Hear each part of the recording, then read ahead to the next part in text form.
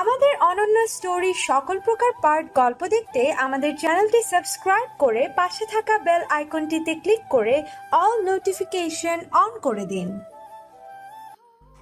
তো এতই যখন সাজিদ ভাইয়া করছো, তো ওই সাজিদ ভাইয়ার গলায় ঝুলে পড়ছো না কেন? এতে আমরা অন্তত নিশ্চিন্ত হই। মাহি হেসে বলল, আমি সাজিদ ভাইয়ের গলায় ঝুলে পড়বো আর তোমরা নিশ্চিন্তে হয়ে ঘুরে বেড়াও, সেটা কখনো হবে না। কথার বিয়ে তো সাজিদ ভাইয়ের সাথে অর্ধেক হয়ে গেছে, এখন তুলির ব্যবস্থা করতে হবে। দুটাকে সাজিদ ভাইয়ের গলায় ঝুলিয়ে দেবো। স্পর্শ দাঁতে দাঁত চেপে বলল, ফাজলামোটা কিন্তু বেশি হয়ে যাচ্ছে। মাহি বলল, ফাজলামো কেন হবে? সাজিদ ভাইয়া তো এতক্ষণ আমাদের সাথেই ছিল, আমাদের সাথে বসে গল্প করছিল। এইমাত্র তো বেরিয়ে গেল, কথার জন্য চকলেট আনতে গেছে আর তুলির জন্য আইসক্রিম। স্পর্শ বলল, কি? ও আমার বউয়ের জন্য চকোলেট আনবে কেন? কিন্তু স্পর্শের কথার কোনো উত্তর না দিয়ে মাহি ফোন রেখে দিল। স্পর্শ দাঁতে দাঁত চেপে বলল, ও আমার বউকে চকোলেট খাওয়াবে কেন? দরকার হলে আমি আমার বউয়ের জন্য গাড়ি ভর্তি চকোলেট নিয়ে যাব। শাওনও দাঁতে দাঁত চেপে বলল, ওই সাজিদ খুব বেশি করছে। সুযোগ পেয়ে মেয়েদেরকে চকলেট খাওয়ানোর ইচ্ছে, আইসক্রিম খাওয়ানোর ইচ্ছে। মাহি ফোন রাখার পর তুলি মাহিকে বলল, মাহি, তুই আবার সাজিদ ভাইয়ার কথা শাওনকে বললি কেন? শাওন এমনিতেই সাজিদ ভাইয়ার কথা শুনলে রেগে যায়। মাহি বলল, শোন, ওদেরকে কোনো ভয়টয় দেখিয়ে লাভ নেই। ওদের দুর্বল জায়গা হচ্ছে ওদের জেলাসি। একমাত্র ওদের প্রতিদ্বন্দ্বী ওদের দমাতে পারবে। মাহির সঙ্গে সঙ্গে দরজা খুলে হাঁটা ধরল। কিছুটা দূর যেতেই মাহি সাজিদকে পেয়ে খপ করে সাজিদের হাত ধরে বলল, সাজিদ ভাইয়া, তোমাকে এক্ষুনি আমার সাথে যেতে হবে। সাজিদ অবাক হয়ে বলল, কোথায় যাব? কিন্তু মাহি কিছু না বলে সাজিদকে কথার রুমের দিকে নিয়ে গেল। কথা রুম থেকে উকি দিয়ে সাজিদকে আসতে দেখে তাড়াতাড়ি করে তুলিকে বলল কান্না শুরু করতে। তুলি সঙ্গে সঙ্গে কান্না শুরু করে দিল। সাজিদ রুমে ঢুকে দেখে তুলি কান্না করছে আর কথা তার পাশে বসে তাকে সান্ত্বনা দিচ্ছে। সাজিদ তুলিকে কাঁদতে দেখে বলল, কি হয়েছে তুলি? তুই কাঁদছিস কেন? তুলি আরো জোরে জোরে কান্না করে দিল। সাজিদ অবাক হয়ে তুলির দিকে তাকিয়েছে। সাজিদ এবার ধমকে সুরে বলল, কি হয়েছে বল? সাজিদের ধমক শুনে তুলি সঙ্গে সঙ্গে কান্না থামিয়ে বলল, শাওন আমাকে মেরেছে সাজিদ ভাইয়া, তাই আমি ওর সাথে রাগ করে চলে এসেছি। সাজিদ রাগে মুড নিয়ে বলল, কি? কিন্তু কেন? মাহি বলল, এমনিতেই শায়ন না খুব বাজে স্বভাবের একটা ছেলে, শুধু শুধু বউয়ের গায়ে হাত তোলে। সাজিদ বলল, শাওন সবসময় তোর গায়ে হাত তোলে? তুলি মাথা নেড়ে না বলল। সঙ্গে সঙ্গে কথা তাকে হাত দিয়ে ধাক্কা দিতেই সঙ্গে সঙ্গে আবার তুলি মাথা নেড়ে হ্যাঁ বলল। ঠিক তখনই তুলির ফোনে আবারও ফোন এলো।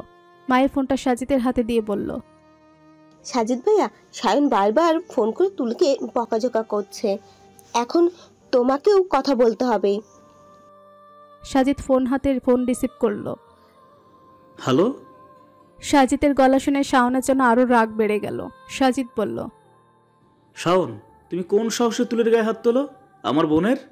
মায়ের সঙ্গে সঙ্গে সাজিদের মুখ চেপে ধরল। বোন বললে তো শাওন জেলাস হবে না, তাই সাজিদ বোন বলতে মাহি কোনো কিছু না ভেবে সাজিদের মুখ চেপে ধরল।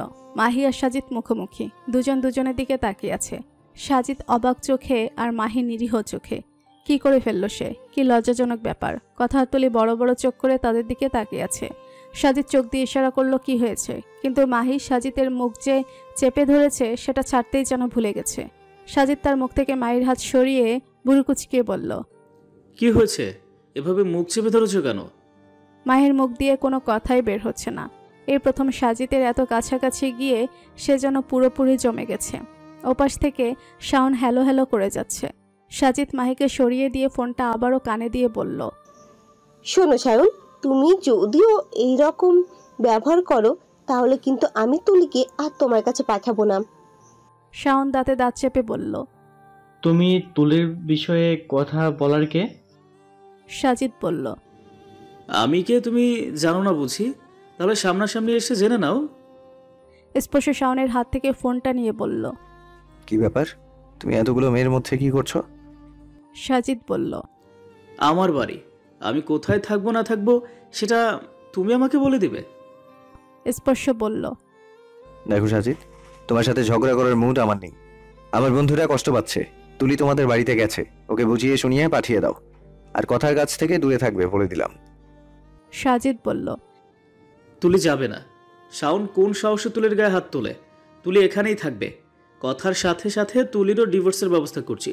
তুলি থেকো তোমরা দুই বন্ধু। স্পর্শ দাঁতে দাঁত চেপে বলল। কি বললে? কিন্তু সাজিদ ফোন রেখে দিল। সাজিদ এবার মাহির কাছে গিয়ে বলল, এখন বলো, তুমি আমার মুখ চেপে ধরেছিলে কেন? মাহি অন্যদিকে মুখ করে দাঁড়িয়ে আছে। কথা সাজিদের দিকে এগিয়ে গিয়ে বলল, আসলে সাজিদ ভাইয়া মাহি বলতে চেয়েছিল। সাজিদ কথার দিকে তীক্ষ্ণ চোখে তাকাতেই কথা সঙ্গে সঙ্গে মাথা নুয়ে নিয়ে বলল, না ঠিক আছে, আমি কিছু জানি না। সাজিদ বিছানায় বসা তুলির দিকে তাকিয়ে বলল, খুব ভালো ভালো জীবনসঙ্গী বেছে নিয়েছিস তোরা। একজন বউয়ের গায়ে হাত তুলে আরেকজন বউয়ের কথা তো থাক, আর নাই বললাম। সাজিদ শেষের কথাটা কথার দিকে তাকিয়ে বলল। কথা মাথা নিচু করে দাঁড়িয়ে আছে। সাজিদ রুম থেকে বেরিয়ে গেল। ওদিকে স্পর্শ শাওন রাগে গজগজ করছে। স্পর্শ দাঁতে দাঁত চেপে বলল, আমার খুব তাড়াতাড়ি একটা ব্যবস্থা করতে হবে। রান্নাঘরে সকালে নাস্তা বানানোর তোড়ঘোড় লেগে গেছে। কাজের বুয়া সহ আফিফা, সায়রা, ছায়াও হাতে হাতে কাজ করছে। হঠাৎ করে আরিফ মাহমুদের সাজিদ চলে এলো। ছায়া আর মাহিকেও কয়েকদিনের জন্য এই বাড়িতে থেকে যেতে বলেছে জমির মাহমুদ। কথার সমবয়সী কেউ না থাকায় মাহিকে পেয়ে কথার মনটা কিছুটা ভালো থাকবে, সেই জন্য মাহি আর ছায়া থেকে গিয়েছে। কাল আবার তুলিও হঠাৎ করে এসে হাজির হওয়ায় বাড়িটা এবার যেন পুরো জমে গিয়েছে। বুয়া চোখ মুখ খিচে রেখে কাজ করছে। বাড়ির লোক সংখ্যা বেড়ে যাওয়ায় তার কাজও বেড়ে গিয়েছে, কিন্তু তার বেতন তো আর বাড়েনি। আফিফা, সায়রা, ছায়া বুয়াকে খুব তেলাচ্ছে। বলতে গেলে ফার্ম দিতে দিতে ফুলিয়ে দিতে চাইছে, কিন্তু বুয়া তো এত সহজে ফুলার মানুষ নয়। সে যেন মনে মনে প্রতিজ্ঞা করেছে, একমাত্র বেতন বাড়ালেই সে ফুলবে, আর নয়তো নয়। জমির মাহমুদ ড্রয়িং রুমে সোফায় বসে আছে। রাহেলা বেগম রান্নাঘরে গিয়ে আফিফাকে বলল, বড় বৌমা, তোমার বাবা ড্রয়িং রুমে বসে আছে, ওনাকে চা দাও, বাকি সবাইকে দিয়ে দিও, সবাই এক্ষুনি ঘর থেকে বেরিয়ে আসবে। এই কথা বলে রাহেলা বেগম রান্নাঘর থেকে বেরিয়ে গেল। সায়রা আফিফাকে ইশারা দিতে আফিফার শাশুড়ির পিছু পিছু রান্নাঘর থেকে বেরিয়ে এলো। আফিফা পেছন থেকে শাশুড়িকে ডেকে বলল, মা একটু শুনবেন? রাহেলা দাঁড়িয়ে বলল, কিছু বলবে? আফিফা বলল, মা বাড়িতে হঠাৎ করেই তো লোক সংখ্যা বেড়ে গিয়েছে, বেচারি বুয়ার উপর খুব চাপ যাচ্ছে। ওর বেতনটা বাড়িয়ে দিলে ওর মনটা খুশি হতো। আমি বুঝতে পারছি বাড়িতে লোক সংখ্যা বেড়ে যাওয়াতে এখন বাড়ির খরচও বেড়ে গেছে, কিন্তু রাহেলা বেগম বলল, আচ্ছা ঠিক আছে, সমস্যা নেই। আরিফ আসার পর বেশ কিছু টাকা তোমার বাবার হাতে দিয়েছিল সংসারের খরচ করার জন্য, কিন্তু তোমার বাবা রাখেনি, তাই আমার হাতে দিয়ে গেছে। তাই টাকার কোনো সমস্যা নেই। তুমি ওকে বলো মন খুলে কাজ করতে, ওর বেতন বাড়িয়ে দেব। আফিফা খুশি হলো। কিছুক্ষণের মধ্যেই আকরাম মাহমুদ, আজিম মাহমুদ আর আরিফ মাহমুদ নিচে নেমে এসে বাবার সাথে সোফায় বসলো। তারা তিনজনই একেবারে নীরব হয়ে বসে আছে। বোঝাই যাচ্ছে কিছু বলার জন্য প্রস্তুতি নিচ্ছে। জমির মাহমুদ সবার উদ্দেশ্যে বলল, কিছু বলার থাকলে বলতে পারো। আরিফ মাহমুদ বলল, বাবা আমার বন্ধু অ্যাডভোকেট কামরুল, আপনি চিনেন তাকে? কাল রাতে আমার সাথে ওর কথা হয়েছে। ও বলেছে কথার আর ওই ছেলের ডিভোর্সের ব্যাপারে সে আমাকে সব রকমভাবে সাহায্য করবে। আমি আজকেই তার সাথে গিয়ে দেখা করব। জমির মাহমুদ নীরব। রাহেলা বেগমের যেন মন সায় দিচ্ছে না এই বিয়ে ভাঙার, কিন্তু তিনি শুধু চুপ করে আছেন, কিছু বলছেন না। বাবাকে চুপ থাকতে দেখে আকরাম মাহমুদ বলল, বাবা আপনি দয়া করে এই বিষয়ে আমাদের না করবেন না। আমি কখনোই আমার মেয়েকে ওই ছেলের কাছে পাঠাবো না। জমির মাহমুদ এখন নীরব। তার নীরবতা দেখে বোঝা যাচ্ছে না তিনি এই বিষয়ে সায় দিচ্ছেন নাকি নাকচ করছেন। আফিফা শ্বশুরের জন্য চা নিয়ে আসতেই কথাটা শুনেই আফিফার বুকটা কেঁপে উঠল। হয়তো শরীরটাও কাঁপছে। তাই কথাটা শুনেই হাত থেকে চায়ের কাপটা পড়ে গিয়েছে। নিজের মেয়ের বিয়ে হতে না হতেই আবার ডিভোর্স, কোনো মা এটা মেনে নেবে? চায়ের কাপ পড়ে যাওয়ার সবাই আফিফার দিকে তাকালো। আফিফা দৌড়ে রান্নাঘরে চলে গেল। আফিফা রান্নাঘরে গিয়ে ডুকরে ডুকরে কাঁদতে লাগলো। আফিফাকে এভাবে কাঁদতে দেখে সবাই তার দিকে এগিয়ে এসে বলল, কি হয়েছে বড় ভাবি, এভাবে কাঁদছো কেন? আফিফা কাঁদতে কাঁদতে বলল, আমার মেয়েটার বিয়ে ভাঙা আমার মন সায় দিচ্ছে না। আমার মনে হচ্ছে এত ভালো হবে না। আফিফার কথা শুনে সায়রা দাঁতে দাঁত চেপে বলল, মন তো সায় দিবেই না। অনেক বড় লোক আর নামি দামি ঘরে বিয়ে হয়ে গেছে না মেয়ের। কোন মা চায় সেই বিয়ে ভাঙতে? এই কথা বলে সায়রা কাজে মনোযোগ দিল। আফিফা সায়রার কাছে গিয়ে বলল, তুই আসলে কি চাস সায়রা?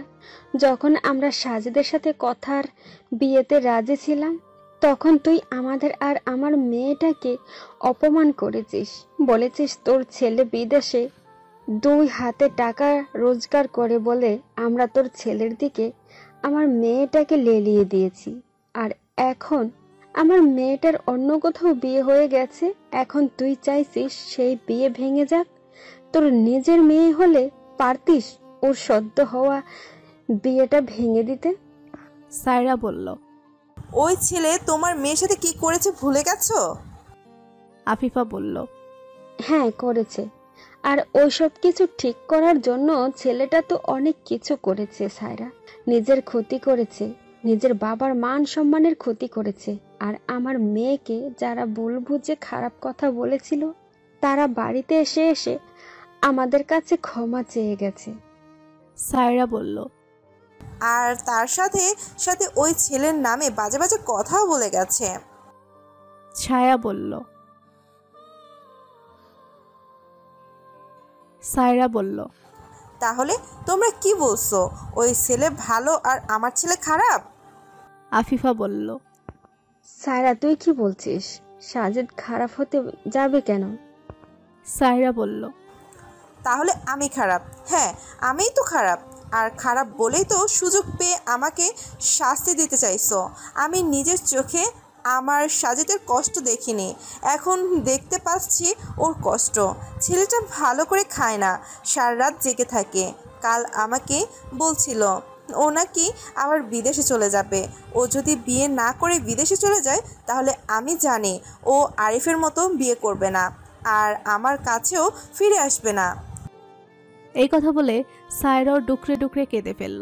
আফিফা সায়রাকে বুকে জড়িয়ে নিল। সায়রা কাঁদতে কাঁদতে বলল, আমাকে ক্ষমা করে দাও ভাবি। আমার ছেলেটা আমার কাছ থেকে সারা জীবনের জন্য দূরে চলে যাবে। ওর কোনো ঘর সংসার হবে না। আমি কি করে সেটা সহ করব? আফিফা সায়রা দুজনেই কাঁদছে। ছায়া চোখ দিয়েও পানি গড়িয়ে পড়ছে। বুয়াও তাদের কান্না দেখে চোখের পানি আটকে রাখতে পারেনি। আফিফা সায়রাকে সোজা করে নিজের চোখের পানি মুছে বুয়াকে বলল, আবেদা, ওই ঘর থেকে ভাঙা চায়ের কাপগুলো তুলে নিয়ে আয়। আমি আবার নতুন করে সবার জন্য চা বানিয়ে আসছি। বুয়া সঙ্গে সঙ্গে ড্রয়িং রুমে চলে গেল। আফিফাও কাপে চা ঢেলে ট্রেতে করে সবার জন্য চা নিয়ে ড্রয়িং রুমে চলে গেল। আফিফা সবার হাতে হাতে তা তুলে দিচ্ছে। ঠিক তখনই আফিফার দিকে হাত বাড়িয়ে কেউ একজন বলল, আমাকে একটা চা দেয়া যাবে শাশুড়ি মা? সবাই চা খাওয়ার দিকে নজর ছিল।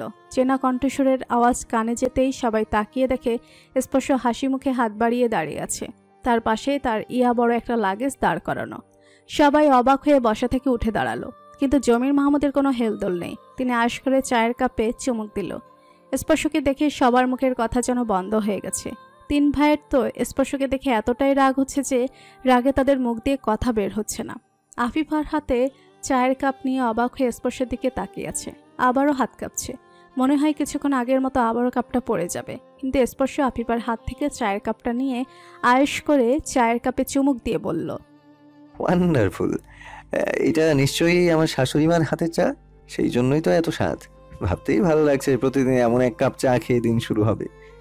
এই কথা বলে স্পর্শ জমির মাহমুদের পাশে বসে পড়ল। সেই জন্যই তো আমার দাদু এখনো হ্যান্ডসাম। জমির মাহমুদ হাসল। 3 শ্বশুর তার দিকে রাগে দৃষ্টিতে তাকিয়ে আছে। আফিফা আর রাহেলা বেগম করুণ চোখে। বুয়া সঙ্গে সঙ্গে রান্নাঘরে এক দৌড় দিল। রান্নাঘরে গিয়ে ছায়া আর সায়রাকে বলল, নতুন জামাই এসেছে গো, নতুন জামাই এসেছে, তাড়াতাড়ি দেখো। সকাল সকাল নতুন জামাই এসে হাজির হয়েছে বাড়িতে। সায়রা বলল, নতুন জামাই মানে? বুয়া বলল, হ্যাঁ, কথা মায়ের বল। সায়রা আর ছায়া একে অপরের মুখের দিকে অবাক দৃষ্টিতে তাকালো। তারপর সঙ্গে সঙ্গে ড্রয়িং রুমের দিকে দৌড় দিল। বুয়াও তাদের পেছন পেছন দৌড় দিল। আরিফ মাহমুদ স্পর্শের দিকে তাকিয়ে ক্ষিপ্ত কণ্ঠে বলল, প্রতিদিন চা খেয়ে দিন শুরু হবে মানে? আর তুমি এই বাড়িতে আসার সাহস কি করে পেলে? আর এত বড় ব্যাগ কেন? আরিফ মাহমুদের কথার কোনো পাত্তা দিল না স্পর্শ। সে আয়েশ করে চা খেয়ে যাচ্ছে। পেছন থেকে আনাফ শাহরিয়ার সবাইকে উদ্দেশ্য করে বলল, গুড মর্নিং এভরিবডি। সবাই তাকিয়ে দেখে আনাফ শাহরিয়ার, সুরভি, শাওন, রিমি, রমিজ উদ্দিন সহ আরও এক জোড়া কাজের লোক ব্যাগপত্র সহ জমির মাহমুদের বাড়িতে ঢুকছে। তাদের দেখে সবাই আরও অবাকের শীর্ষ পর্যায়ে চলে গেছে। আকরাম মাহমুদ তাদের সামনে গিয়ে বলল, আপনারা মানে কি ব্যাগপত্র নিয়ে পুরো বাড়ি শুদ্ধ সবাই চলে এসেছেন? আনাফ শাহরিয়ার বলল, হ্যাঁ, ব্যাগপত্র দিয়ে কাপড় চোপড় আনতে হবে না। আপনার কাপড় চোপড় পরতে দিবেন? যদি দেন তাহলে রেখে আসতে পারি। আকরাম মাহমুদ ভুরু কুচকিয়ে বলল, আমার কাপড় পরতে দিব কেন? আনাফ শাহরিয়ার বলল, তো এই বাড়িতে থাকতে হলে কাপড় চোপড় লাগবে না? সবাই হতবাক হয়ে যাচ্ছে তাদের কথা শুনে। এরই মধ্যে সাজ্জাদ, সাজিদ আর সাদিদ ও নিচে নেমে এলো। কথা তুলি আর মাহিও নিচের আওয়াজ শুনে রুম থেকে দৌড়ে এসে স্পর্শ, শাওন, রিমি, আনাফ শাহরিয়ার আর সুরভিকে দেখে হোঁচটি খেয়ে গেছে। তারা আর নিচে নেমে আসার সাহস পায়নি, উপরেই দাঁড়িয়ে আছে। আরিফ মাহমুদ এগিয়ে এসে বলল, মানে এই বাড়িতে থাকবেন মানে কি? আরিফ মাহমুদ এবার স্পর্শের দিকে তাকিয়ে তার দিকে এগিয়ে গিয়ে বলল, এই ছেলে, তুমি এই বাড়িতে ঢোকার সাহস কোথা থেকে পেলে? শুধু সাহস না, তুমি তো সাহসের শীর্ষ পর্যায়ে চলে গেছো। নিজেও চলে এসেছো, বাবা মা সহ পুরো বাড়ি অফিস নিয়ে হাজির হয়েছো। স্পর্শ সোফা থেকে উঠে আরিফ মাহমুদের সামনে দাঁড়িয়ে বলল, আমি আমার বাবা মাকে ছাড়া তো এক মুহূর্ত থাকতে পারি না। আর এই রমিজ কাকু আমার পুরোপুরি দেখাশোনা করে। আমার কখন কি লাগবে না লাগবে সব ওনার জানা। ওনাকে তো আনতেই হতো। আর এরা বাকি দুজন বাড়ির সব কাজ করবে। আর বাকি থেকে গেল শাওন আর রিমি। এদের ছাড়া তো আমি নিঃশ্বাসটুকুও নিতে পারবো না, তাই ওদেরকে তো আনতেই হতো। আরিফ মাহমুদ মুখে বিরক্তির হাসি ফুটিয়ে বলল, বাহ, খুব সুন্দর। তো বাবা, তোমাকে কে বাড়িতে আসার জন্য নিমন্ত্রণ করেছে? তোমাকে কে বলেছে তুমি আসো, আমাদের বাড়িতে থাকো, আর পারলে পুরো 14 গোষ্ঠী নিয়ে আসো? তোমাকে কেউ কি নিমন্ত্রণ করেছে? স্পর্শ আরিফ মাহমুদের দিকে মুখটা এগিয়ে নিয়ে ভুরু কুচকিয়ে বলল, না, নিমন্ত্রণ তো পাইনি। কেন, আপনাদের ইচ্ছে ছিল বুঝি নতুন জামাই হিসেবে আমাকে নিমন্ত্রণ করার? আকরাম মাহমুদ বলল, আমার মেয়ে কি এতই খারাপ অবস্থা হয়েছে নাকি যে তোমার মতো সাইকো ছেলেকে জামাই হিসাবে মেনে নিয়ে তোমাকে নিমন্ত্রণ করার ইচ্ছা করব? আগে বলো, তুমি এই বাড়িতে ঢুকেছ কেন? স্পর্শ হেসে বলল, এত চড়া হচ্ছেন কেন শ্বশুর মশাই? আর আমি তো নিজের বাড়িতেই ঢুকেছি। আনাফ শাহরিয়ার আরিফ মাহমুদের সামনে রাখা চায়ের কাপটা হাতে নিয়ে বলল, আমি কি এটা খেতে পারি? সকালবেলা চা খাওয়া হয়নি। আপনি ঝগড়া করতে করতে চাটা শুধু শুধু ঠান্ডা হয়ে যাবে। এর থেকে ভালো আমি এটা খেয়েই নিই। এই কথা বলে আনাফ শাহরিয়ার সোফায় বসে আয়েশ করে চায়ের কাপে চুমুক দিল। আরিফ মাহমুদ আনাফ শাহরিয়ারের দিকে বিরক্ত মুখে তাকালো। আজিম মাহমুদ এগিয়ে এসে বলল, বাহ, আরো সুন্দর। এখন এই বাড়িকে নিজের বাড়ি করে ফেললে। শ্বশুর বাড়ি বললেও কিছুটা মেনে নেওয়া যেত, কিন্তু একেবারে ডিরেক্ট নিজের বাড়ি করে ফেললে।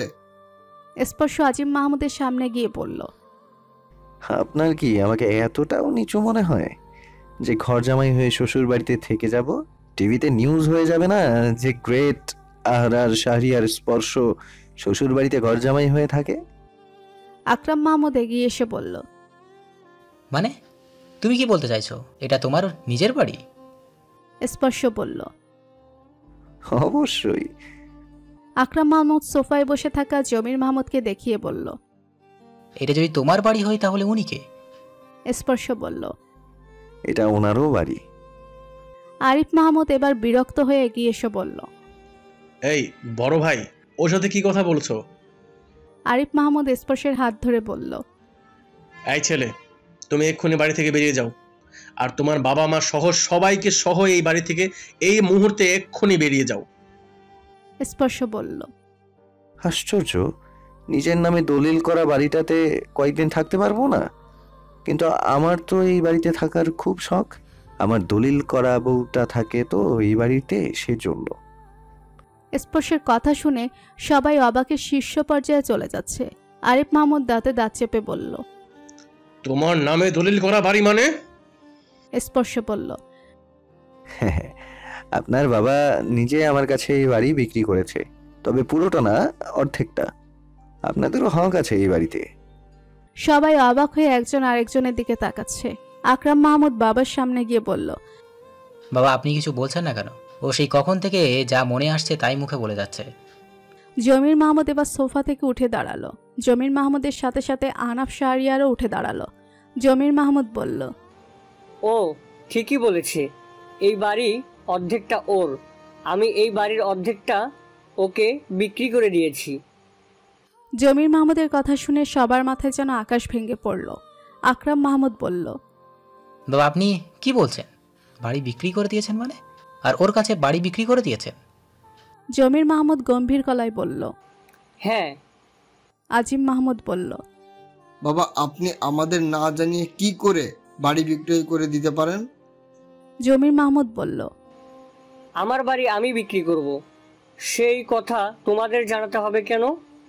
আরিফ মাহমুদ বাবার কাছে এগিয়ে গিয়ে বলল, বাবা ঠিক আছে, কিন্তু কি এমন দরকার পড়লো যে আপনার বাড়ি বিক্রি করতে হয়েছে? আর তেমনই যদি কোনো বিশেষ দরকার হতো তাহলে আপনি আমাকে বলতে পারতেন। জমির মাহমুদ বলল, আমার সম্পদ থাকতে আমি কোনো ছেলের কাছে হাত পাতবো না। আরিফ মাহমুদ বলল, কিন্তু বাবা আমার মনে হয় না আপনি ওর কাছে বাড়ি বিক্রি করেছেন। ও এই বাড়িতে ঢোকার জন্য আপনাকে বশ করেছে, আর আপনি বাড়ি বিক্রির নাম করে ওকে এই বাড়িতে ঢুকিয়েছেন। আরিফ মাহমুদ স্পর্শের কাছে এগিয়ে গিয়ে বলল, এই ছেলে, তুমি যে এই বাড়ি কিনেছো তার দলিল দেখাও। স্পর্শের সঙ্গে সঙ্গে শাওনের হাতে থাকা ফাইলটা থেকে একটা কাগজ বের করে আরিফ মাহমুদের সামনে মেলে ধরল। আরিফ মাহমুদ স্পর্শের দিকে তীক্ষ্ণ চোখে তাকিয়ে কাগজটা হাতে নিল। আকরাম মাহমুদ আর আজিম মাহমুদও আরিফ মাহমুদের কাছে এসে কাগজের দিকে মনোযোগ দিল। কাগজটা দেখে তারা তিন ভাই একজন আরেকজনের দিকে অসহায় চোখে তাকালো, কারণ কাগজটা পুরোপুরি সঠিক ছিল। আরিফ মাহমুদ বাবার কাছে এগিয়ে গিয়ে বলল, বাবা আপনি কি করেছেন? এই বাড়িটা আপনার কতটা প্রিয় সেটা আমরা সবাই জানি। নিজের সবটুকু দিয়ে বানানো বাড়িটা বাইরের একটা ছেলের নামে লিখে দিয়েছেন। জমির মাহমুদ বলল, ও আমাকে টাকা দিয়েছে, আমি ওকে বাড়ি লিখে দিয়েছি। সেটাতে এত কথার কি আছে সেটা তো আমি বুঝতে পারলাম না। আরিফ মাহমুদ বলল, আপনি টাকার জন্য বাড়ি বিক্রি করেননি বাবা। আপনি এই ছেলেকে বাড়িতে ঢোকানোর জন্য এই বাড়ি ওর নামে লিখে দিয়েছেন, যাতে আমরা এই ছেলেকে বাড়ি থেকে বের করতে না পারি। আরিফ মাহমুদ কাগজটা ছুঁড়ে ফেলে দিয়ে বলল, আমার আর কিচ্ছু বলার নেই। এই কথা বলে আরিফ মাহমুদ নিজের ঘরে চলে গেল। আকরাম মাহমুদ কিছু বলতে চাইলে জমির মাহমুদ তাকে থামিয়ে দিয়ে দুই ছেলের উদ্দেশ্যে বলল, আরিফের মতো তোমাদেরও নিশ্চয়ই কিছু বলার নেই। আকরাম মাহমুদ মুখের কথাটুকুও বলতে পারল না। স্পর্শের দিকে তীক্ষ্ণ চোখে তাকিয়ে নিজের রুমে চলে গেল। আজিম মাহমুদও চলে গেল। স্পর্শ মাথা নুয়ে নিল। সে বুঝতে পারছে তার জন্য জমির মাহমুদের তিন ছেলেই জমির মাহমুদের উপর রাগ করে থাকবে। আনাফ শাহরিয়ারও অপরাধী চোখে জমির মাহমুদের দিকে তাকালো, কিন্তু জমির মাহমুদ আনাফ শাহরিয়ারকে চোখে ইশারা করে পুরোপুরি আশ্বাস দিলেন। সায়রা এগিয়ে এসে কিছু বলতে চাইলে সাজিদ মাকে থামিয়ে দিয়ে বলল, মা আমার মনে হয় না দাদুর মুখের উপর তোমার কিছু বলার আছে। সায়রা সঙ্গে সঙ্গে থেমে গেল। জমির মাহমুদ সুরভির কাছে গিয়ে তার মাথায় হাত রেখে বলল, আজ থেকে এই বাড়ির অর্ধেকটা তোমাদের। তোমরা দুজন বৌমার মতো, এটা তোমাদেরও সংসার। এই বাড়িতে তুমি তোমার স্বামীর ছেলেকে নিয়ে মন খুলে থাকতে পারো, কারো কিছু বলার নেই। সায়রা মুখ ভেঙচি কাটল। সুরভি বলল, জমির মাহমুদ আনাবকে দেখিয়ে রাহেলাকে বলল, রাহেলা, এই তোমার আরেকটা ছেলে। ছেলের বউ, নাতি নাতনিদের ঘর দেখিয়ে দাও। রাহেলা বেগম, সুরভি, আনাফ শাহরিয়ার আর রমিজউদ্দিন সহ আরো দুইজন কাজের লোক তাদের ব্যাগপত্র নিয়ে চলে গেল। তারা চলে যাওয়ার পর জমির মাহমুদ আফিফাকে বলল, বড় বৌমা, ওদের খাওয়া দাওয়া সবসহ কিছু আমাদের সাথেই হবে। আফিফা বলল, আচ্ছা ঠিক আছে বাবা।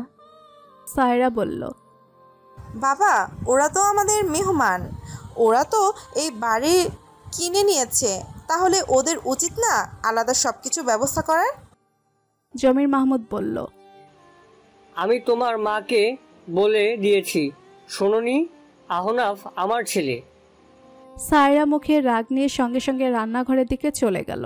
আফিফা, ছায়া আর বোয়াও চলে গেল। জমির মাহমুদও নিজের ঘরে চলে গেলেন। সবাই চলে যাওয়ার পর সাজিদ স্পর্শের কাছে এগিয়ে গিয়ে বলল, শোনো স্পর্শ, দাদু তোমার কাছে বাড়ি বিক্রি করেছে, সেটা নিয়ে অবশ্যই আমাদের কোনো সমস্যা নেই। তুমি তোমার বাড়িতে থাকতেই পারো, কিন্তু আশা করব তুমি এই বাড়িতে চলাফেরা করার সময় একটু দেখে শুনে চলাফেরা করবে। স্পর্শ বলল, কেন, তোমাদের বাড়ি কি পিচ্ছিল নাকি যে পিছলে যাওয়ার সম্ভাবনা আছে? এই কথা বলে স্পর্শ উপরে দাঁড়িয়ে থাকা মেয়েদের দিকে তাকিয়ে চোখ টিপ দিল। কথার চোখে মুখে বিরক্তির ছাপ, কিন্তু স্পর্শের সাথে সাথে মাহিও চোখ টিপ দিল। স্পর্শ মাহিকে বলল, thank you Mahi, return gift দেওয়ার জন্য। সাজিদ উপরে মাহির দিকে তীক্ষ্ণ চোখে তাকালো। মাহির হাসি মুখটা সঙ্গে সঙ্গে চুপসে গেল। স্পর্শ শাওনকে দেখিয়ে বলল, আসলে কি বলো তো, আমাদের দুই বন্ধুর চোখে না সমস্যা আছে। আমরা দেখে দেখে শুধু পিচ্ছিল জায়গাগুলোতেই গিয়ে হোঁচট খাই। স্পর্শ শাওনকে বলল, শাওন, একবার হোঁচট খেয়ে দেখাতো। শাওন সঙ্গে সঙ্গে দৌড়ে উপরে গিয়ে তুলির হাত ধরে বলল, তুলি এখানে আসো, তোমার সাথে আমার কথা আছে। স্পর্শ সাজিদকে দেখিয়ে বলল, বলেছিলাম না চোখে সমস্যা আছে, ওই যে হোঁচট খেয়ে গেছে। তুলি যেতে না চাইলেও শাওন তাকে জোর করে টেনে নিয়ে গেল। কথার মাহিও তাদের পেছন পেছন চলে গেল। শাওন তুলিকে নিয়ে একটা রুমে ঢুকে গিয়ে কথা আর মাহির মুখের উপর দরজা লাগিয়ে দিল। কথা আর মাহি হা হয়ে দুজন দুজনের দিকে তাকিয়ে আছে। শাওন তুলিকে দেয়ালের সাথে চেপে ধরে বলল, তুমি আমাকে না বলে বাড়ি থেকে চলে এলে কেন? তুলি বলল, আমি তোমার একটা প্রশ্নের জবাবও দিব না। শাওন বলল, সাজিদকে দেখতে খুব মন চাইছিল তাই না, সেই জন্যই সোজা এই বাড়িতে চলে এলে। তুলি বলল, আবার সেই কথা, তোমার লজ্জা নাই তাই না? শাওন তুলির কোমর জড়িয়ে আরো কাছে টেনে বলল, বউয়ের সাথে কথা বলতে আবার লজ্জা কিসের? তুলি বলল, তুমি এখানে এসেছো কেন? হ্যাঁ? শাওন তুলির গলায় মুখ ডুবিয়ে দিয়ে বলল, তোমার জন্য। চলো আমরা দুজনেই চলে যাই আমাদের বাড়িতে। তুলি শাওনকে সরিয়ে দিয়ে বলল, ওটা আমার বাড়ি না, তাই আমি কোথাও যাব না। এই কথা বলে তুলি রুমের দরজা খুলে দৌড়ে রুম থেকে বেরিয়ে গেল। শাওন তুলিকে পেছন থেকে ডাকলো, কিন্তু তুলি শুনল না। ওদিকে সাজিদ স্পর্শকে বলল, যতটা সহজ মনে করেই বাড়িতে ঢুকে পড়েছ, অন্য সব কাজ ততটা সহজ হবে না কিন্তু। স্পর্শ লম্বা একটা শ্বাস টেনে বলল, আমি সব রকম ভাবে প্রস্তুত হয়ে এসেছি। আমি বুঝতে পারছি এই বাড়িতে দাদু আর দাদি ছাড়া সবগুলো মানুষই আমার শত্রু, আমার দলিল করা বউটাও। স্পর্শ সাজিদের বুকে আঙ্গুল ঠেকিয়ে বলল, আর তুমি হলে আমার সবচেয়ে প্রিয় শত্রু। সাজিদ বলল, রাইট। সাজিদ নাকুচু করে হাসল। স্পর্শ নাকুচু করে হাসল। রিমি সাজিদের দিকে এগিয়ে গিয়ে বলল, সাজিদ, তুমি শুধু শুধুই জেদ করছো। স্পর্শ আর কথার বিয়ে হয়ে গেছে, তুমি সেটা ভুলে যাচ্ছ। সাজ্জাদ এগিয়ে এসে বলল, কিন্তু বিয়েটা যত তাড়াতাড়ি হয়ে গেছে ঠিক তত তাড়াতাড়ি ভেঙেও যাবে রিমি। আমার বাবা চাচারা সবাই বিয়ে ভাঙার পেছনে লেগে আছে। রিমি সাজ্জাদের কাছে গিয়ে বলল, আপনি কিছু করছেন না কেন সাজ্জাদ? সাজ্জাদ বলল, আমার এখানে কোনো কিছু করার নেই রিমি, আর তাছাড়া করার ইচ্ছেও নেই। ও আমার বোনের সাথে কি করেছে সেটা আমি কখনোই ভুলবো না, আমি কখনোই চাইবো না। সাজ্জাদের কথার মাঝখানে স্পর্শ রিমিকে বলে উঠল, রিমি, তুই বলেছিলি না সাজিদকে তোর খুব ভালো লাগে, বিয়ে করবি সাজিদকে, খুব মানাবে কিন্তু তোদের। রিমি স্পর্শের কথায় অবাক হয়ে স্পর্শের দিকে তাকিয়ে আছে। স্পর্শ শয়তানি হাসি হেসে হাঁটা ধরল। সাজ্জাদ সঙ্গে সঙ্গে বড় বড় চোখ করে রিমির দিকে তাকিয়ে বলল, কি? ও কি বললো রিমি? তোমার কাছে সাজিদকে ভালো লাগে মানে? রিমি মনে মনে স্পর্শকে 101টা গালি দিতে লাগলো। রিমি খুব ভালো করেই বুঝতে পারছে স্পর্শ সাজ্জাদের মনোযোগ ফিরাতে এমন একটা কথা বলে দিল। সাজ্জাদ রিমির হাত ধরে বলল, কি হলো রিমি, এটা কি সত্যি? রিমি তাড়াতাড়ি করে বলল, আমি জানি না। এই কথা বলে রিমিও দৌড়ে চলে গেল। সাজ্জাদ তার পেছন পেছন হাঁটা ধরল। সাজিদ হা করে তাদের দিকে তাকিয়ে আছে। সাজিদ বুঝতে পারছে স্পর্শ ইচ্ছে করে এসব কিছু করেছে যাতে সাজ্জাদ স্পর্শের উপর থেকে মনোযোগ সরিয়ে রিমির দিকে মনোযোগ দেয়। স্পর্শ রমিজউদ্দিনের কাছে গিয়ে বলল। রমেশ কাকু, আমার রুম কোনটা? রমিজউদ্দিন বলল, উপরে বাবা, সিঁড়ির পাশে দুটো রুম পড়েই আমি তোমার রুমটা সুন্দর করে গুছিয়ে রেখে এসেছি। ঠিক তখনই রিমি স্পর্শের কাছে এসে বলল। এটা তুই কি করলি স্পর্শ? স্পর্শ বলল, কি করব, দেখলি না তোর গাধাটা আমাকে নিয়ে পড়ে আছে। কোথায় রোমান্টিক হয়ে প্রেমিকার পেছন ঘুরবে, তা না করে বোনের বরকে নিয়ে পড়ে আছে। রিমি বলল, তাই বলে তুই নিজে বাঁচার জন্য আমাকে নিয়ে ওইরকম একটা কথা বলবি? সাজ্জাদ কি মনে করবে? স্পর্শ বলল, শোন, আমার কাছে মনে হয় জেলাসি ছাড়া প্রেম জমে না। যে ভালোবাসায় জেলাসি নেই, সেই ভালোবাসায় কোনো মজা নেই। এতদিন তোর গাধাটা তোর খবরও নিচ্ছিল না, এখন দেখবি তোর পেছনে কিভাবে ঘোরে। রিমি হাসি মুখে বলল, সত্যি? স্পর্শ বলল, মিলে গেলে পরে থ্যাঙ্কস জানাস। এই কথা বলে স্পর্শ তার রুমে চলে গেল। ফ্ল্যাশব্যাক। রাগে স্পর্শের মাথা কাজ করছে না। ওই শয়তান সাজিদ আর তার প্রাণ পাখি বউটাকে একই বাড়িতে রেখে তার মন শান্ত হচ্ছে না। শাওনের বাড়িতে থেকে স্পর্শ জমির মাহমুদকে ফোন দিল। দাদু, কিছু কথা ছিল। অপাশ থেকে জমির মাহমুদও বলল, তোমার সাথে ও জরুরি কথা আছে। কথার বাড়ির সদর দরজায় দাঁড়িয়ে একটা ছেলে বলল। একটা পার্সেল ছিল। সাজ্জাদ এগিয়ে গিয়ে বলল, কার পার্সেল? ছেলেটা বলল, সানজিদা মাহমুদ কথা। অনেক বড় একটা বক্স, র্যাপিং করা। সাজ্জাদ বক্সটার দিকে তাকিয়ে বলল, কি আছে এটার ভিতরে? ছেলেটা বলল, জানি না। এই কথাটা বলে ছেলেটা চলে যেতে চাইলে সাজ্জাদ বলল, পেমেন্ট? ছেলেটা দাঁড়িয়ে বলল, উনি ফোনেই পেমেন্ট ক্লিয়ার করেছিল। এই কথা বলে ছেলেটা চলে গেল। সাজ্জাদ ইয়া বড় বক্সটা হাতে করে কথার রুমে নিয়ে গিয়ে কথাকে বলল, এই নে তোর পার্সেল। কথা অবাক হয়ে বলল, আমার পার্সেল?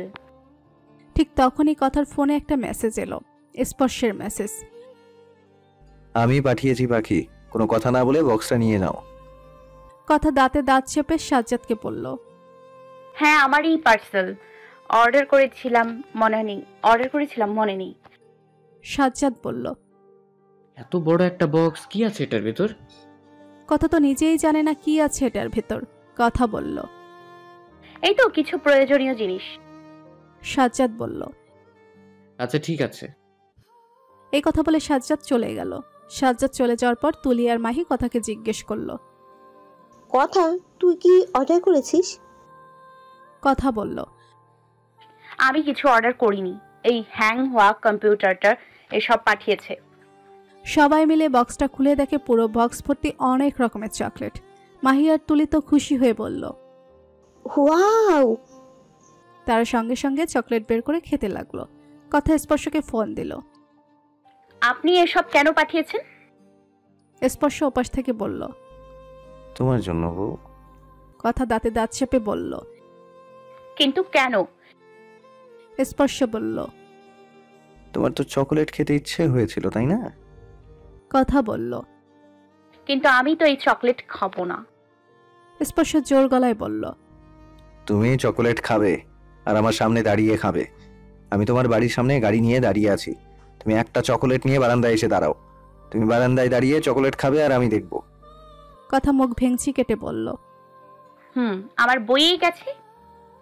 স্পর্শ বলল, ঠিক আছে, তাহলে আমি তোমার বাড়ির ভেতরে আসছি। আর সবাই যদি আমাকে জিজ্ঞেস করে আমি কেন এসেছি, তাহলে বলবো আমাকে তুমি ডেকে এনেছো বাসর করার জন্য। কথা বড় বড় চোখ করে বলল, কি? স্পর্শ ভেঙিয়ে বলল, জি আমি আসছি। কথা তাড়াতাড়ি করে বলল, না না না, আমি বারান্দায় আসছি। কথার আগে গজগজ করতে করতে একটা চকলেট হাতে নিয়ে বারান্দায় চলে গেল। কারণ তার আর উপায় ছিল না। দুনিয়ার সব কিছুকে সে বিশ্বাস করবে, কিন্তু এই মানুষটাকে সে বিশ্বাস করবে না। এই মানুষটা যা ইচ্ছা তাই করে ফেলতে পারে। কথা বারান্দায় চলে গেল। শুভ্র সাদা রঙের গাউনে কথাকে দূর থেকে দেখে স্পর্শের কাছে চাঁদের মতো লাগছিল। স্পর্শ একদৃষ্টিতে কথার দিকে তাকিয়ে ফোনে নেশাক্ত কণ্ঠে বলল, মাশাআল্লাহ, কারো নজর যেন না লাগে আমার এই চাঁদের গায়ে। কথা চোখ নামিয়ে মুস্কি হাসল। স্পর্শের বলা কথা কিছু সময়ের জন্য কথাকে এক অন্য দুনিয়ায় নিয়ে গিয়েছিল, তার ভাবনার ভালোবাসার দুনিয়ায়, যেই দুনিয়ায় সে আর স্পর্শ ব্যতীত আর কেউ নেই। স্পর্শ আবারও নেশাক্ত কণ্ঠে বলল, তোমাকে কবে আমার এই বুকের খাঁচায় বন্দি করব পাখি? কথা বলল, আমি তো বন্দি ছিলাম আপনার ওই বুকে, কিন্তু আপনি তো খাঁচা খুলে তাড়িয়ে দিয়েছেন আমায়।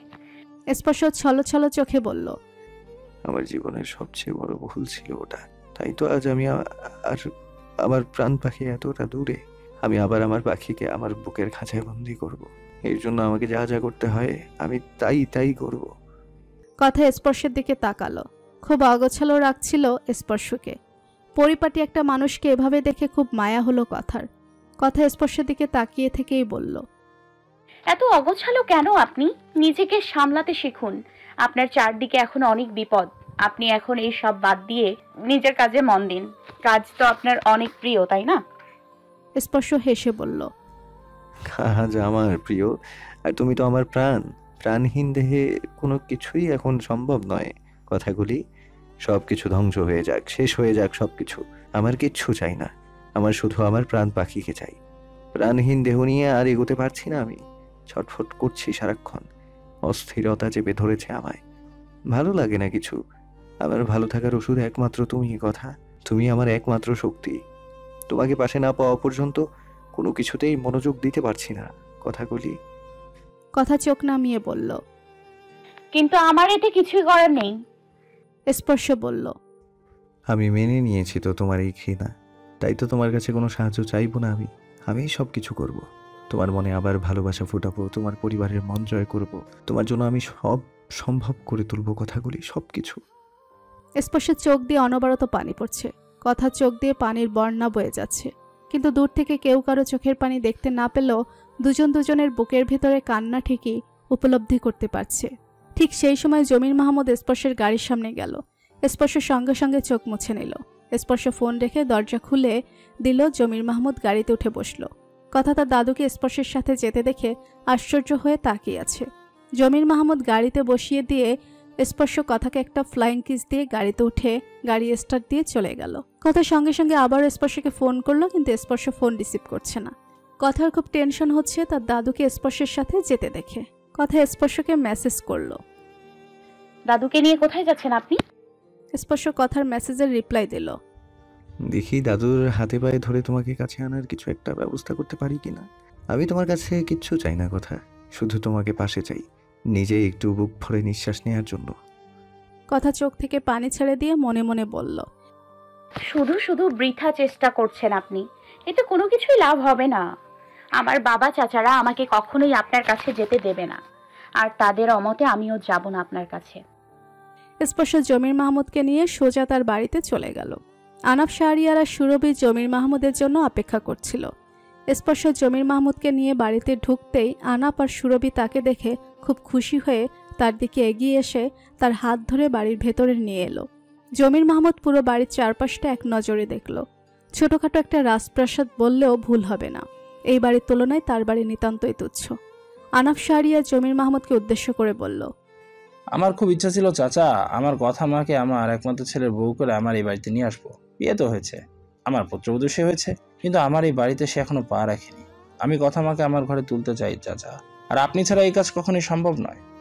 সুরভি স্পর্শের গালে হাত রেখে বলল, আমার ছেলের জন্য আমি নিজে কথাকে পছন্দ করেছিলাম, কারণ আমি বুঝতে পেরেছিলাম আমার এই পাগল ছেলেটাকে একমাত্র কথাই শান্ত রাখতে পারবে।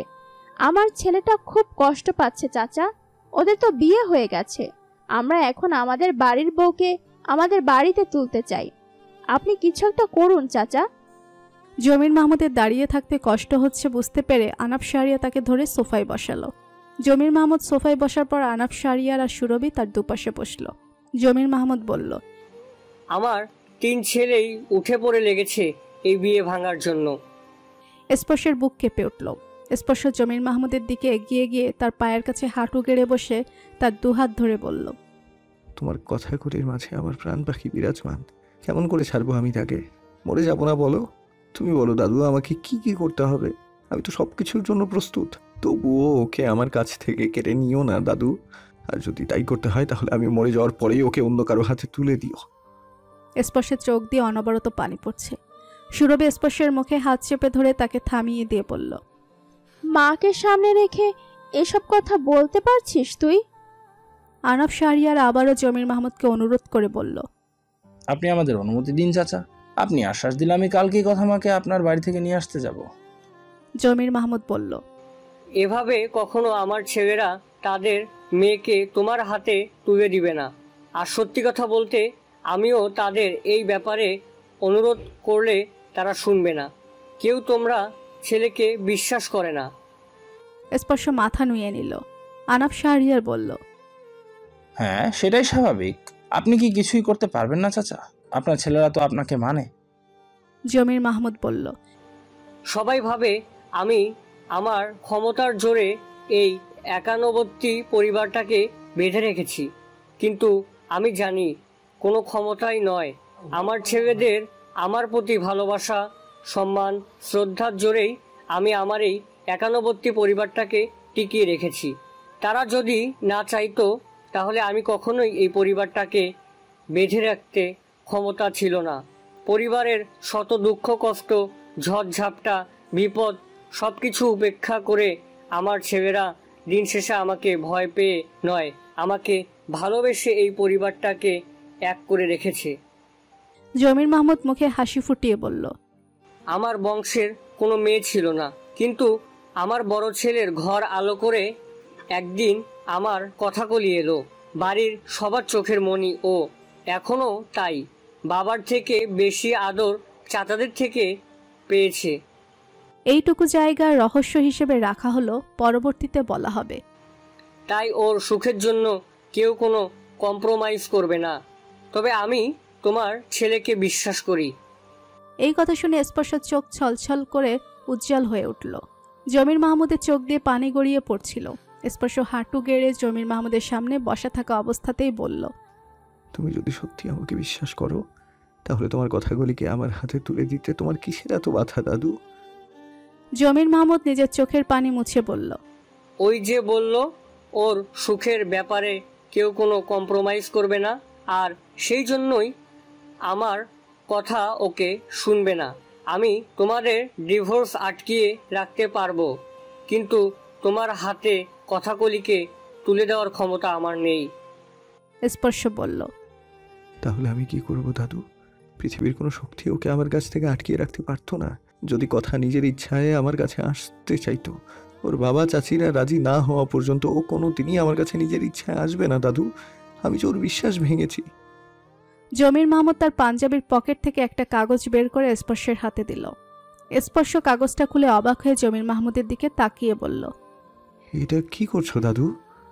জমির মাহমুদ বলল, আমি জানি আমার কথাকলি তোমাকে খুব ভালোবাসে, কিন্তু ওর বাবা চাচাদের সম্মান ছাড়া কখনোই তোমার সাথে আসবে না। আর তোমাদের যেভাবে হোক তোমাকে মানাতেই হবে ওই বাড়িতে ঢুকে। আর তোমার ওই বাড়িতে ঢোকার সহজ পথ এটাই। স্পর্শ বলল, না দাদু, এটা আমি নিতে পারবো না। আমি শাওনের মুখে শুনেছি ওই বাড়িটা তোমার কতটা প্রিয়, আর তুমি আমার নামে তোমার বাড়ি লিখে দিলে এতে তো তোমার ছেলেরা তোমার উপর রাগ করতে পারে। জমির মাহমুদ বলল, সাময়িক রাগ তো করবেই, সেটা কোনো বিষয় না। আমার এই কাজে আমার স্ত্রী পুরো সম্মত ছিল, আর আমার কারো অনুমতির দরকার নেই। আমি তোমাকে প্রথম থেকেই খুব পছন্দ করেছিলাম। আমি তোমার চোখে আমার কথাকলির জন্য ভালোবাসা বুঝতে পেরেছিলাম। স্পর্শ মাথা নুয়ে বলল, দেখো দাদু, প্রথম থেকেই সবকিছু কত সুন্দর আর সহজ ছিল, কিন্তু আমি সবকিছু কতটা কঠিন করে দিয়েছি। জমির মাহমুদ বলল, তোমার ভুল তোমাকেই শুধরাতে হবে। আমি শুধুমাত্র তোমাকে সাহায্য করছি ওই বাড়িতে ঢোকার জন্য। তুমি এটা নাও। দূর থেকে তুমি কখনোই ওদের সাথে পাল্লা দিতে পারবে না, কারণ আমি আমার ছেলেদের খুব ভালো করেই চিনি। জমির মাহমুদ আবারও বলল, আমি আমার ছেলেদের বিষয় তোমাকে কিছুটা ধারণা দেই। আমার বড় ছেলেটা হলো 1 নম্বরের বদরাগী। নিজের রাগে আর জেদকে বড় মনে করে, আর নিজেকে খুব চালাক মনে করে, কিন্তু সে জানে না তার মতো বোকা আর একটাও নেই। সবাই হাসল। জমির মাহমুদ আবারও বলল, আমার মেজ ছেলেটা হলো শান্তশিষ্ট অতি ভদ্রলোক, তাও বউয়ের সামনে বউকে প্রচণ্ড ভয় পায়। রাগ থাকলেও সে সেটা বউকে দেখানোর সাহস পায় না, কিন্তু অন্যদের বেলায় আনা কমতি নেই। সবাই আবারও হাসল। জমির মাহমুদ আবারও বলতে লাগলো, আর আমার ছোট ছেলে, আরে বাপ রে বাপ, আমার তো মনে হয় এই ছেলে আমারই না। যেমন তীক্ষ্ণ বুদ্ধি তেমন তীক্ষ্ণ মেজাজ, এমনি এক জেদি। আমি তো তোমার দাদিকে জিজ্ঞেস করি এই ছেলে কি আমার নাতি নাকি অন্য কারো, ভালোই ভালোই বলে দাও, কিন্তু তোমার দাদি তো স্বীকারই করে না। স্পর্শ আর জমির মাহমুদ সহ সবাই হাসল। জমির মাহমুদ স্পর্শের কাঁধে হাত রেখে বলল, তোমরা কালই আমাদের বাড়িতে যাবে, আর ওই বাড়িতে আমার আর আমার স্ত্রীর তরফ থেকে ফুল সাপোর্ট পাবে। আমি কখনোই এই বিয়ে ভাঙার পক্ষে নই, তাও আমার কথাকলির। আর আমি জানি আমার কথাকলি একমাত্র তোমার কাছেই সুখী হবে। স্পর্শ জমির মাহমুদের হাতে হাত রেখে বলল, তুমি আমাকে যতটুকু দিয়েছো না দাদু, কথা দিচ্ছি আমি তার দ্বিগুণ তোমাকে ফিরিয়ে দেব। ফ্ল্যাশব্যাক শেষ। স্পর্শ চলে যাওয়ার পর রিমি উপরে কথা তুলি আর মাহির কাছে যাওয়ার জন্য সিঁড়ি বেয়ে উপরে উঠতেই দেয়ালের আড়ালে দাঁড়িয়ে থাকা সাজ্জাদ রিমির হাত ধরে কিছুটা দূরে নিয়ে গিয়ে নিজের বুকের সাথে মিশিয়ে নিল।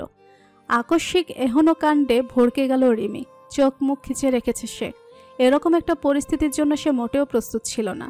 রিমি কাঁপা কাঁপা কণ্ঠে বলল, কি করছেন? কেউ দেখে ফেলবে তো। সাজ্জাদ রিমির দিকে তাকিয়ে বলল, আগে আমার প্রশ্নের উত্তর দাও। স্পর্শ যা বললো তা কি সত্যি? তুমি কি সত্যি সাজিদকে নিয়ে কিছু ভাবছো? রিমি চোখ খুলে আস্তে করে বলল, সত্যি হলে সমস্যা কোথায়? সাজ্জাদ বলল, তাহলে আমাকে কাছে টেনেছিলে কেন? কেন আমার স্বপ্ন দেখিয়েছিলে? রিমি হেসে বলল, ও তাহলে আপনি আমার কাছে এসেছিলেন বুঝি? আমাকে নিয়ে স্বপ্ন দেখেছিলেন নাকি? বুঝতে পারিনি তো। সাজ্জাদ বলল, হ্যাঁ, কথাকে নিয়ে হঠাৎ করে এরকম একটা ঝামেলায় তোমাকে সময় দিতে পারিনি, তাই বলে তুমি আমার কাছ থেকে দূরে চলে যাবে? রিমি বলল, এরকম একটা পরিস্থিতিতে আমি আপনার কাছে সময় চাইনি। আমি নিজে অনেক টেনশনে ছিলাম, কিন্তু আমার কাছে মনে হয়েছে আপনি স্পর্শের সাথে সাথে আমার উপরও রেগেছিলেন, কারণ আমি স্পর্শের বন্ধু বলে। আপনি মনে করেছিলেন আমি আগে থেকেই সবটা জানতাম, কিন্তু আপনি ভুলে গেছেন স্পর্শের বন্ধুর থেকেও সবচেয়ে বড় কথা আমি একটা মেয়ে। আমি কখনোই চাইবো না একটা মেয়ের ক্ষতি হয়ে যাক। আর কথা তো আমারও বন্ধুই ছিল, তাই না? সাজ্জাদ কানে হাত দিয়ে বলল, আচ্ছা আচ্ছা ঠিক আছে, সরি। সত্যি আমি মনে মনে তোমাকে ভুল বুঝেছিলাম, আর সেই জন্যই তোমার সাথে রাগ করে যোগাযোগ রাখিনি। দেখো, আমার মনে যাচ্ছিল আমি কিন্তু সব বলে দিয়েছি, আর আমি সেই জন্য খুব সরি। এখন তো আমাকে ক্ষমা করা যাবে? রিমি বলল, না, ক্ষমা করা যাবে না। ঠিক তখনই পেছন থেকে কথা বলে উঠল, ভাইয়া। সাজ্জাদ আর রিমি সঙ্গে সঙ্গে দুজন দুজনের থেকে আলাদা হয়ে গেল। সাজ্জাদ বেচারা বোনকে দেখে খুব লজ্জা পেয়ে গেছে, আর রিমি তো কথার দিকে তাকাচ্ছেই না, অন্যদিকে মুখ করে আছে। কথা বড় বড় চোখ করে তাদের দিকে এগিয়ে এসে বলল, কবে থেকে শুরু হয়েছে? আমাকে কেউ কিছু বলনি কেন? সাজ্জাদ আমতা আমতা করে বলল, কি শুরু হবে? কি বলছিস? কথা উৎসুক হয়ে বলল, আমি এক্ষুনি বাড়ির সবাইকে জানিয়ে আসছি। বিয়ের ব্যবস্থা করতে হবে তো। সাজ্জাদ আর রিমি বড় বড় চোখ করে দুজন দুজনের দিকে তাকালো। সাজ্জাদ কথাকে আটকানোর চেষ্টা করে বলল, না না বোন, তুই যা ভাবছিস আসলে তা না। রিমি ওইদিকে বলে যাচ্ছে, আরে না না, কি বলছো তুমি? কথা প্লিজ, কথা এরকম করো না। সাজ্জাদ আর রিমি দুজনেই কথাকে আটকানোর চেষ্টা করছে, কিন্তু কথা তাদের কথা শুনবে কই। কথা দৌড়ে নিচে চলে যেতে চাইলে স্পর্শ তার সামনে এসে দাঁড়ালো। কথা সঙ্গে সঙ্গে থেমে গেল। স্পর্শ দাঁতে দাঁত চেপে বলল, কি করছো তুমি? মাথা খারাপ হয়ে গেছে?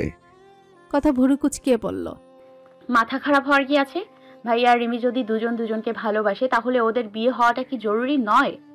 স্পর্শ বলল, হ্যাঁ জরুরি, কিন্তু এখন নয় ম্যাডাম। বাড়ির এই পরিস্থিতিতে এখন এইসব বলা ঠিক হবে বলে মনে হয় তোমার? আর তাছাড়া স্পর্শ সাজ্জাদের সামনে গিয়ে বলল, তোমার ভাই যতদিন তোমাকে আমার হাতে তুলে দেওয়ার ব্যবস্থা না করছে ততদিন তোমার ভাইয়ের বিয়েও আমি হতে দিব না। সাজ্জাদ এই কথা শুনে সঙ্গে সঙ্গে বোনের হাত টেনে নিজের কাছে নিয়ে বলল, আমার বোনের থেকে দূরে থাকবে তুমি। স্পর্শ রিমির হাত ধরে নিজের কাছে টেনে বলল, তাহলে তুমিও আমার বন্ধুর কাছ থেকে দূরে থাকবে। সাজ্জাদ ভ্রু কুচকিয়ে রিমির হাত ধরে বলল। আরে রিমি আমাকে ভালোবাসে? স্পর্শ কথার হাত ধরে বলল। তাহলে তোমার বোনও তো আমাকে ভালোবাসে, তাই না? কথা স্পর্শের হাত ছাড়া দিয়ে ফেলে দিয়ে বলল। আমি আপনাকে ভালোবাসি না। এই কথা বলে কথা হাঁটা ধরল। সাজ্জাদ বোনের কথা শুনে খুশি হলো। রিমিও সাজ্জাদের হাত ছাড়া দিয়ে ফেলে দিয়ে বলল, তাহলে আমিও আপনাকে ভালোবাসি না। এই কথা বলে রিমিও চলে গেল। স্পর্শ সাজ্জাদের দিকে তাকিয়ে হাসল। কথা আর রিমি দুজনেই কথার রুমে ঢুকে গেল। সাজ্জাদ স্পর্শের দিকে আঙুল তাক করে বলল, তোমার জন্য রিমি আমাকে ছেড়ে চলে গেছে। স্পর্শ বলল, জি হ্যাঁ, আমার জন্যই চলে গেছে। তুমি কি ভেবেছো আমার বন্ধুর সাথে প্রেম করবে আর আমাকে তোমার বোনের হাতে ঘোল খাওয়াবে? তোমার বোন যদি আমার কাছে না আসে তাহলে রিমিও তোমার কাছে যাবে না। তাহলে এখন বলো, শ্বশুরের বেটা শালা তোমার বোনকে আমার হাতে দিতে রাজি? সাজ্জাদ বলল, কখনো না। আর কি শ্বশুরের বেটা শালা শালা করছো? হ্যাঁ, স্পর্শ ভুরু কুচকে বলল, তাহলে কি বলবো, বউয়ের ভাই শালা? ঘুরে ঘুরে তো একই হলো, তাই না? সাজ্জাদ বড় বড় চোখ করে তাকিয়ে বলল, না কখনো না। স্পর্শ বলল, আরে যেভাবেই বলি না কেন, তুমি তো আমার শালাই হবে নাকি? তাহলে একটা কাজ করি, তোমাকে আমার বেটির মামু শালা বলি। এটা নিশ্চয়ই তোমার পছন্দ। আমারও কিন্তু খুব পছন্দ হয়েছে। সাজ্জাদ ভুরু কুচকিয়ে বলল, বেটি? বেটির কোথা থেকে হলো? স্পর্শ বলল, হয়নি, হবে। তোমার বোনকে আমার হাতে তুলে দিয়ে দেখো, কথা দিচ্ছি বেশি সময় নিব না, আর তখন তুমি হয়ে যাবে আমার বেটির মামু। সাজ্জাদ দাঁতে দাঁত চেপে বিরক্ত হয়ে স্পর্শের কাছ থেকে চলেই গেল। স্পর্শ পেছন থেকে সাজ্জাদ বলল, ভেবে দেখো, তখন কিন্তু তোমার আর আমার সম্পর্কটা আরেক ধাপ এগোবে। আমার পেয়ারি বেটির মামু বানিয়ে দিব তোমায়। কিন্তু সাজ্জাদ স্পর্শের কোনো কথায় পাত্তা না দিয়ে চলে গেল। স্পর্শ পেছন থেকে হাসল।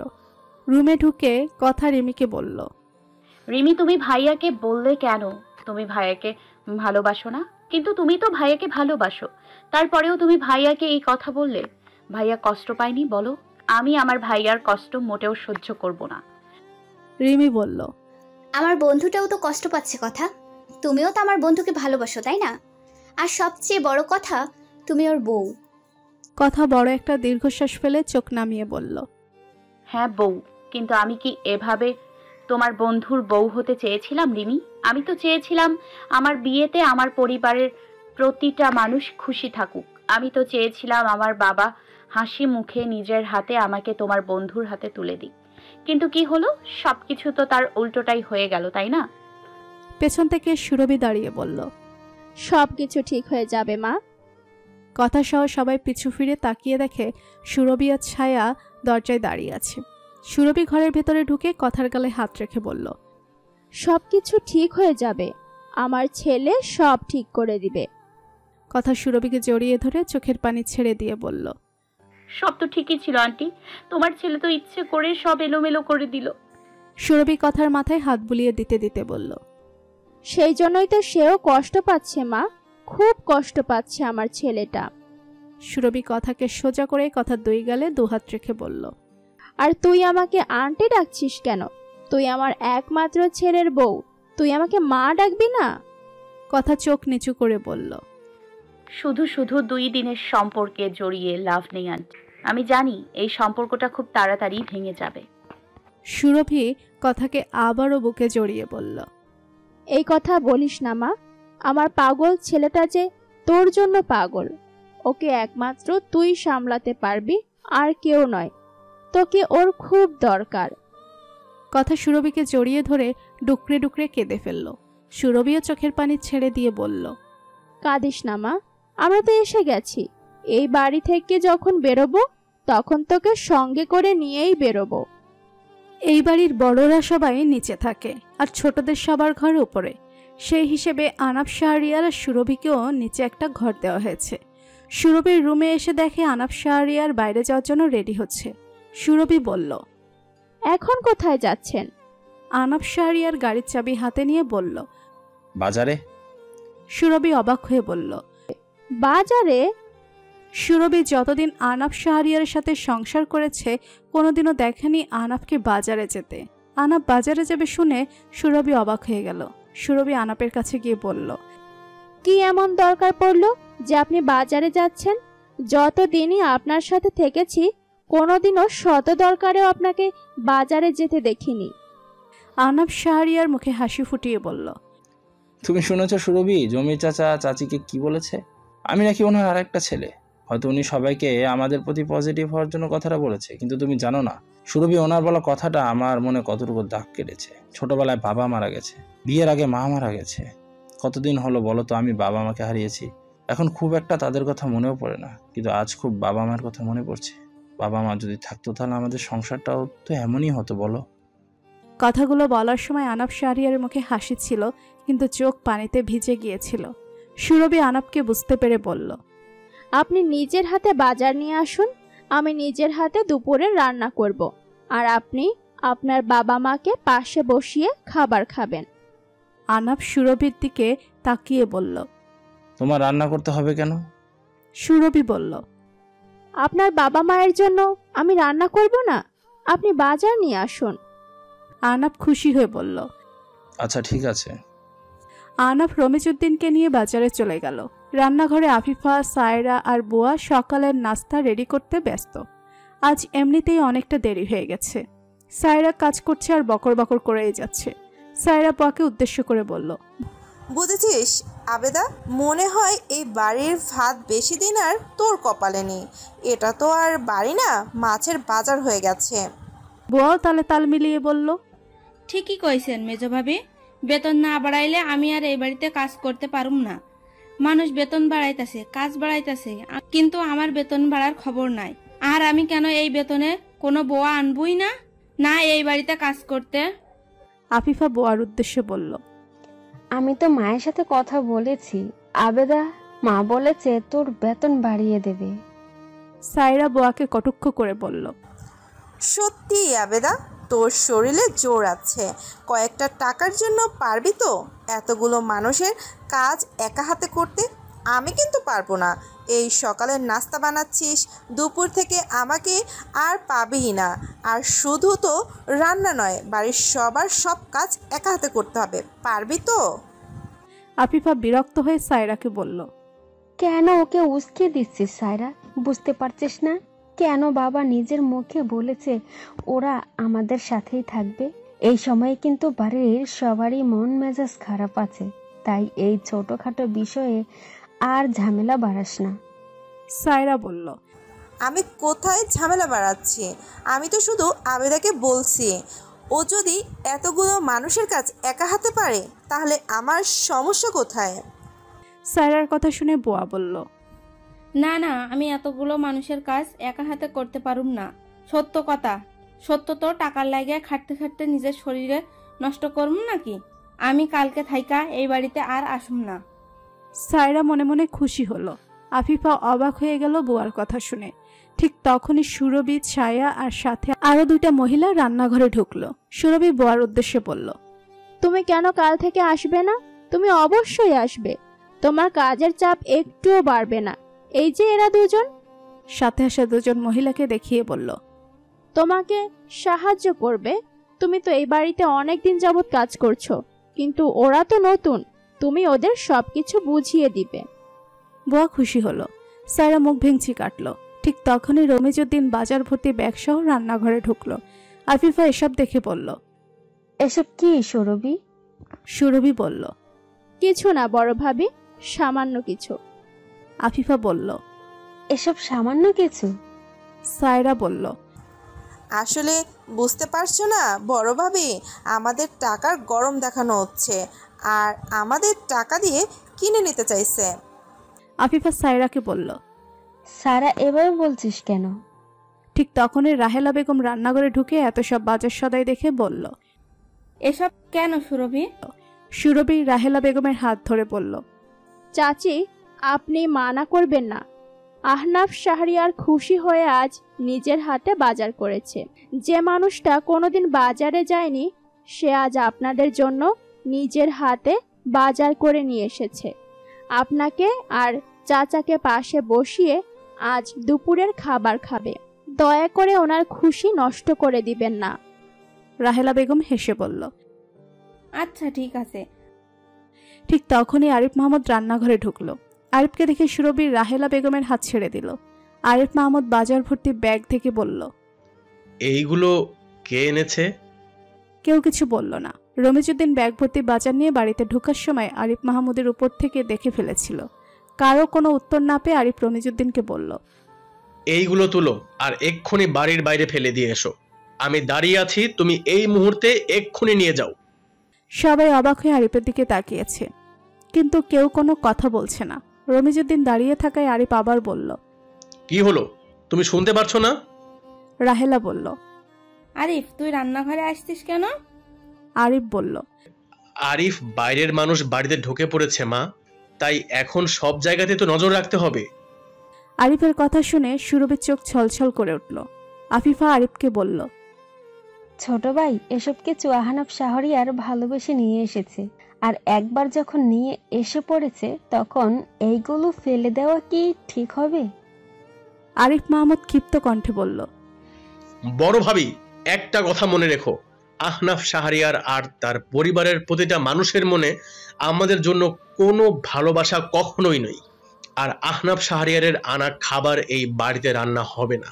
আমার বাবা ওনাকে ওনার পরিবার সহ যখন থাকতে দিয়েছেন, তখন এই বাড়িতে যা রান্না হয়, যা খাওয়া হয়, ওনাদের তাই খেতে হবে। এই কথা বলে আরিফ নিজেই বাজারের ব্যাগ হাতে নিতে গেলে রমিজউদ্দিন বাজারের ব্যাগ হাতে নিয়ে বলল, আমি ফেলে দিয়ে আসছি। রমিজ বাজারের ব্যাগ নিয়ে চলে গেল। আরিফ মাহমুদও তার পিছু পিছু রান্নাঘর থেকে বেরিয়ে গেল। সুরভির চোখে পানি এসে ভর করল। আনাফ অনেক শখ করে নিজের হাতে বাজার করে নিয়ে এসেছিল। রমিজ বাজারের ব্যাগ নিয়ে ড্রয়িং রুমে বসা জমির মাহমুদের সামনে দিয়ে যেতেই রমিজউদ্দিনকে হুঙ্কার ছেড়ে বলল, খাবার আল্লাহর নিয়ামত, আমার বাড়িতে তো কখনোই খাবার অপচয় হয়নি, এইগুলো ভিতরে নিয়ে যাও। রমিজউদ্দিন আবারও বাজার ভর্তি ব্যাগ রান্নাঘরে নিয়ে গেল। আরিফ মাহমুদ বাবার কাছে এগিয়ে এসে বলল, বাবা, আপনি বুঝতে পারছেন না, আহনাফ শাহরিয়ার ব্যাগ ভর্তি বাজার এনে আমাদের টাকার গরম দেখাতে চাইছে। আনাফ শাহরিয়া দূরে দাঁড়িয়ে সবকিছু দেখছিল। আরিফের কথা শুনে আনাফ এগিয়ে এসে বলল, আরিফ আপনি আমাকে ভুল ভাবছেন। চাচা আমাকে নিজে ওনার ছেলে বলেছেন। আমি ছেলে হয়ে চেয়েছিলাম নিজের হাতে করা বাজার দিয়ে বাবা মা সহ তৃপ্তি করে একবেলা খেতে, শুধু এতটুকুই। আসলে ছোটবেলায় বাবা মারা গিয়েছিল, বিয়ের আগে মা মারা যায়। আমি বা আমার স্ত্রী সন্তান কখনো একান্নবর্তী পরিবারের স্বাদ তো দূর, বাবা মাকেই কাছে পাইনি। চাচা যখন নিজের মুখে বললেন আমি ওনার আরেকটা ছেলে, তখন নিজের মধ্যে অন্যরকম অনুভূতি কাজ করছিল। খুশিতে চলে গিয়েছিলাম নিজের হাতে বাজার করতে। আমার টাকার গরম দেখানোর কোনো উদ্দেশ্য ছিল না। আমি বুঝতে পারিনি বিষয়টা আপনাদের এতটা খারাপ লাগবে। আরিফ কিছু বলতে গিয়েও বলল না। জমির মাহমুদ আনাফ শাহরিয়ারের কাঁধে হাত রেখে বলল, না বাবা, কারো কোনো খারাপ লাগেনি। তোমার যখন যা ইচ্ছে হয় তখন তুমি তাই আনতে পারো, কিন্তু শুধু আমার আর আমার স্ত্রীর জন্য, কারণ আমার ছেলেরা তোমার আনা খাবার খাবে না। ওনারা বিদেশি টাকা পয়সার মালিক, তাই কি না? বাবার কথা শুনে আরিফ মাহমুদ অবাক হয়ে বাবার দিকে তাকিয়ে আবারও হনহনিয়ে নিজের রুমে চলে গেল। স্পর্শ উপর থেকে সবকিছু দেখছিল। হঠাৎ করে তার হাতে টান লাগতেই তাকিয়ে দেখে কথা তার হাত ধরে টেনে নিয়ে যাচ্ছে। স্পর্শ মুচকি হাসল। দেয়ালের আড়ালে গিয়ে কথা স্পর্শের হাত ছেড়ে দিল। স্পর্শ তার প্রাণ পাখির দিকে তাকিয়ে দেখে তার পাখির চোখে পানি। বুকের ভেতরটা মোচড় দিয়ে উঠল স্পর্শের। অস্থির হয়ে বলল,